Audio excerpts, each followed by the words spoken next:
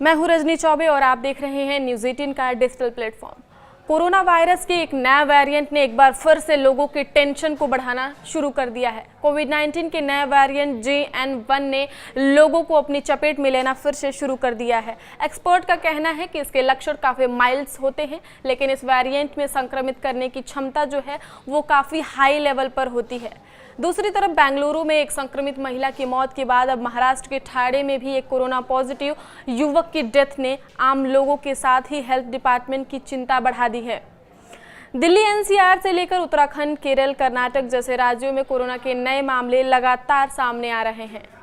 Corona virus संक्रमण से जुड़ी हम अब तक की 10 बड़े अपडेट के बारे में आपको बताएंगे, तो जिसमें से सबसे बड़ा अपडेट है कर्नाटक स्वास्थ्य विभाग ने एक आधिकारिक बयान में कहा कि बेंगलुरु में हाल ही में कोविड-19 के प्रकोप के बाद शनिवार को शहर में पहली मौत हुई है।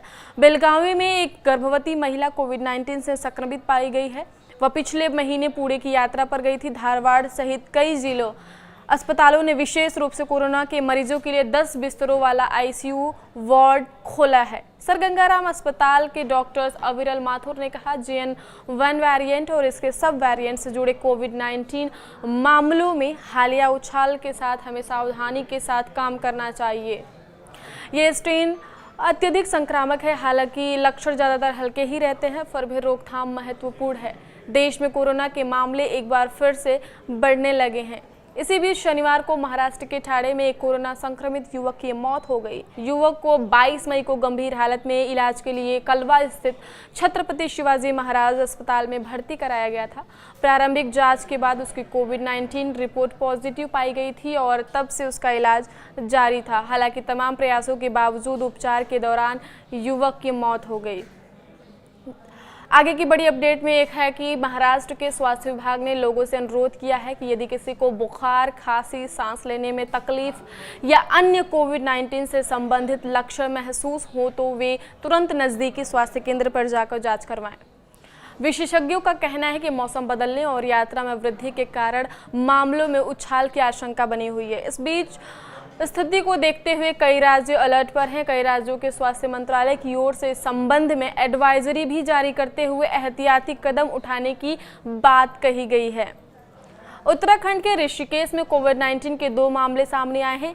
एक अधिकारी ने यह जानकारी दी। राज्य के स्वास्थ्य सचिव डॉक्टर R राजेश कुमार ने कहा कि अभी तक डरने की जरूरत नहीं है और दोनों मरीज दूसरे राज्यों से संक्रमित होकर आए हैं। उन्होंने कहा कि स्थिति पर नज़र रखी जा रही है। उन्होंने आगे कहा कि संक्रमित पाए गए मरीजों की जीनोम सीक्वेंसिंग करने के भी निर्देश दिए गए हैं ताकि वायरस के नए स्वरूप का पता लगाया जा सके।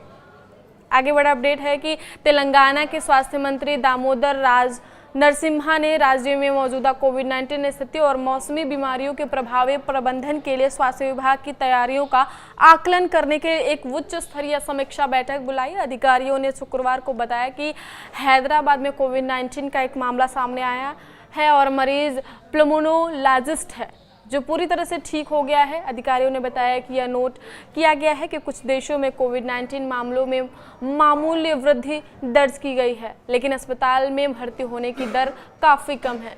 राष्ट्रीय राजधानी अगर दिल्ली की बात करें तो कोविड-19 के 23 मामले अब तक सामने आ चुके हैं, जिसके बाद दिल्ली सरकार ने सभी अस्पतालों को बेड, ऑक्सीजन, दवाओं और टीकों की उपलब्धता के लिए तैयार रहने को कहा है। यह पहली बार है जब दिल्ली में लगभग 3 साल बाद कोविड-19 के मामले सामने आए हैं। आंध्र प्रदेश के स्वास्थ्य मंत्री सत्य कुमार यादव ने कहा कि पिछले राज्य में 4 कोविड-19 मामलों की पुष्टि हुई है। इनमें से 3 विशाखापत्तनम में और 1 रायलसीमा क्षेत्र में पाया गया है। हेल्थ डिपार्टमेंट को सतर्क रहने का आदेश दिया जा चुका है। कर्नाटक स्वास्थ्य विभाग के अधिकारी ने शुक्रवार को बताया कि बेंगलुरु में 9 महीने के एक बच्चे में कोविड-19 की पुष्टि हुई है। स्वास्थ्य एवं परिवार कल्याण विभाग के प्रधान सचिव हर्ष गुप्ता ने बताया कि 22 मई को रैपिड एंटीजन टेस्ट RAT के जरिए बच्चे में संक्रमण की पुष्टि हुई थी। आगे की खबरों के लिए देखते रहिए न्यूज़ 18 का डिजिटल प्लेटफॉर्म। धन्यवाद।